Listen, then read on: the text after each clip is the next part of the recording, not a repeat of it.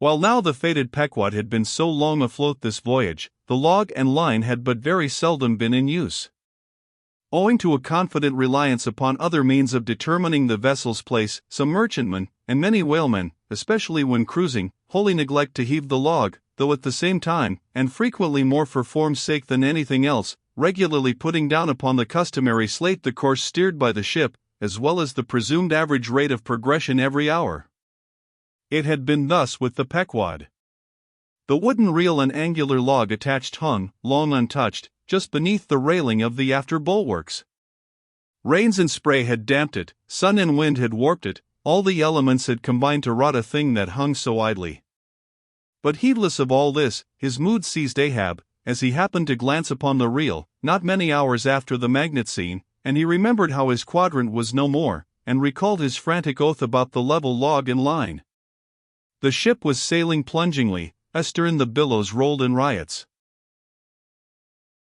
Forward, there! Heave the log! 2 seamen came. The golden-hued Tahitian and the grizzly Manxman. Take the reel, one of ye, I'll heave. They went towards the extreme stern, on the ship's lee side, where the deck, with the oblique energy of the wind, was now almost dipping into the creamy, sidelong rushing sea.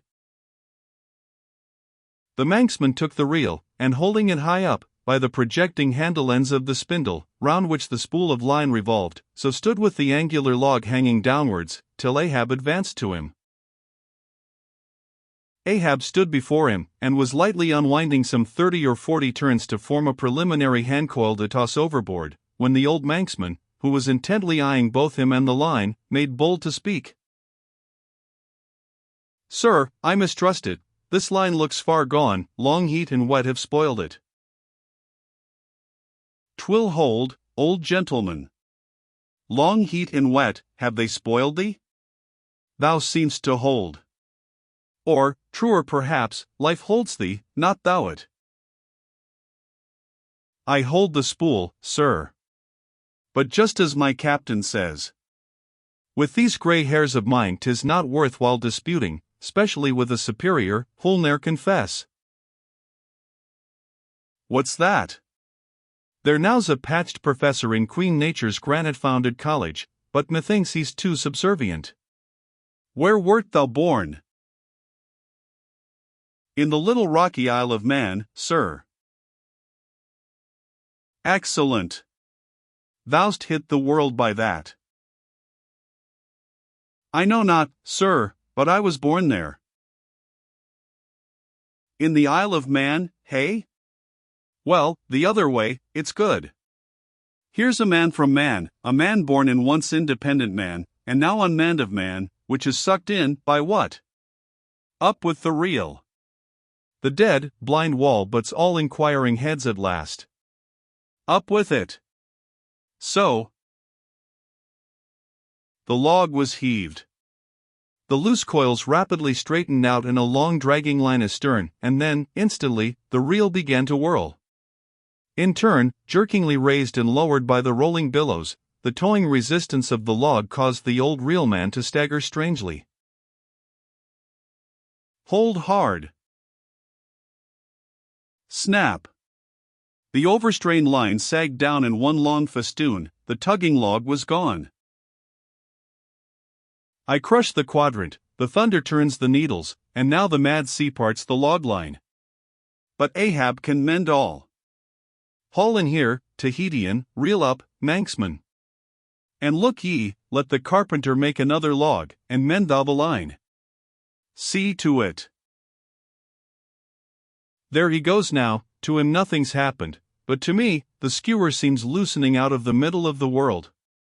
Haul in, Tahitian. These lines run whole, and whirling out, come in broken, and dragging slow. Ha, Pip? Come to help, Pip? Pip? Whom call ye Pip? Pip jumped from the whaleboat. Pip's missing. Let's see now if ye haven't fished him up here, fisherman. It drags hard, I guess he's holding on. Jerk him, Tahiti. Jerk him off, we haul and no cowards here. Ho! There's his arm just breaking water. A hatchet! A hatchet! Cut it off, we haul and no cowards here. Captain Ahab. Sir, sir. Here's Pip, trying to get on board again. Peace, thou crazy loon, cried the Manxman, seizing him by the arm. Away from the quarter-deck. The greater idiot ever scolds the lesser, muttered Ahab, advancing. Hands off from that holiness. Where sayest thou Pip was, boy? Astern there, sir, astern. Lo! Lo! And who art thou, boy? I see not my reflection in the vacant pupils of thy eyes. O God! That man should be a thing for immortal souls to sieve through. Who art thou, boy? Bellboy, sir, ship's crier, ding, dong, ding. Pip. Pip. Pip. 100 pounds of clay reward for Pip, 5 feet high, looks cowardly, quickest known by that. Ding, dong, ding. Who's seen Pip the coward? There can be no hearts above the snow line. Oh, ye frozen heavens! Look down here. Ye did beget this luckless child, and have abandoned him, ye creative libertines. Here, boy, Ahab's cabin shall be Pip's home henceforth, while Ahab lives.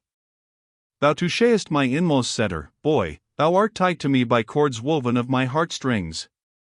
Come, let's down. What's this? Here's velvet sharkskin, intently gazing at Ahab's hand, and feeling it. Ah, now, had poor Pip but felt so kind a thing as this, perhaps he had ne'er been lost.